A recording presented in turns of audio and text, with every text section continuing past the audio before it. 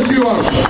მაშინ პატივი უნდა ვცეთ საკუთარ სახელმწიფოს, პატივი უნდა ვცეთ საკუთარ კანონმდებლობას და ეს ჩვენი დარჩენილი ბრძოლა, თავარი ბრძოლისა დარჩენილი ბრძოლა უნდა გავაგრძელოთ უკვე სასამართლო დარბაზებში ხალხო.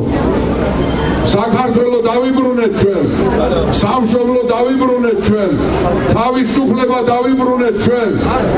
სამეგრელოზე ხუნდები რკინის აყრილია უკვე ხალხო. კოალიციის ლიდერი ძალიან მალე შექმნის ახალ მთავრობას და ჩვენ ქვეყანას წაიყვანს გამარჯვებისკენ, ეკონომიკური აღმასვლისკენ და რაც მთავარია, სამართლიანობის გზობას, სამართლიანობის გაცნას, სამართლიანობას დაუბრუნებს მთელ საქართველოს.